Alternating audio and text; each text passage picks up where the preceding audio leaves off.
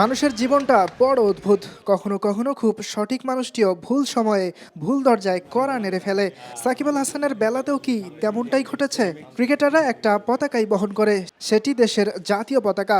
একজন ক্রিকেটার পুরো দেশেরই মানুষের প্রতিনিধিত্ব করেন। ক্রিকেটাররা যখন রাজনীতিতে নাম লেখান, তখন তিনি আর সবার থাকেন না।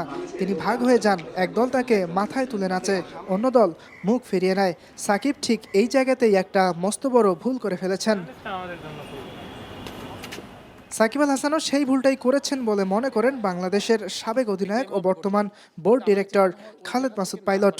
ন্যাশনাল টিমে যখন রিপ্রেজেন্ট করবেন, দেশের ফ্ল্যাগ যখন ক্যারি করবেন, তখন আপনি রাজনীতি না করে আপনার রিটায়ারমেন্ট, আপনি অনেক এক্সপিরিয়েন্স আছে, আপনি দেশ বিদেশ দেখেছেন, দুনিয়া দেখেছেন, মানুষ দেখেছেন, আপনি যা ইচ্ছা রাজনীতি করেন, যে কোনো দল করতে পারেন। আপনি ভালো মানুষের যদি দল করেন তো প্রবলেম কোথায়? আপনি যদি ভালো চিন্তা ভাবনা থাকে, দেশকে সার্ভিস দিতে চান, আপনার রিটায়ারমেন্ট খেলাধুলা শেষ করে আপনি মনে করছেন যে আমি বাংলাদেশকে আরও অন্যান্যভাবে কন্ট্রিবিউট করবো, প্রবলেমটা কোথায়?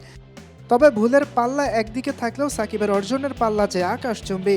পাইলট মনে করিয়ে দিলেন, বিদেশের মাটিতে পা রাখলে লোকে যখন বাংলাদেশকে চেনে সাকিবের নামে, তখন বুকটা গর্বে ভরে ওঠে। ইংল্যান্ড হোক কিংবা অস্ট্রেলিয়া, সবখানেই নাকি চিত্রটা একই। দেশের ক্রিকেটের কথা চিন্তা করে সাকিবের ভুল ক্ষমা করা যায় বলেও মনে করেন পাইলট। তাকে যেন মাঠ থেকেই রাজকীয় একটা বিদায় দেওয়া হয়। যে ভুলটা হয়তো সে করেছে, সেই ভুলটাকে একটু ক্ষমা দৃষ্টিতে দেখে তাকে যদি প্রপার একটা সুন্দর সম্মান দেওয়া যায়, যে ন্যাশনাল টিমে হয়ে সে যদি খেলে, যদি রিটায়ারমেন্টে যেতে পারে, অ্যাজ এ প্লেয়ার আমার কাছে মনে হয় যে আমিও খুব গর্বিত হতাম, খুব খুশি হতাম যে একটা প্লেয়ারকে খুব সুন্দর সম্মাননা দিয়েছে। বাংলাদেশ ক্রিকেট লিগের ম্যাচ দেখতে রাজশাহীতে এসেছেন পাইলট। তিনি এই শহরেরই সন্তান।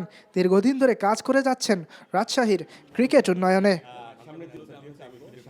ইয়াসির আরাফাত সবুজ, স্টার নিউজ, রাজশাহী।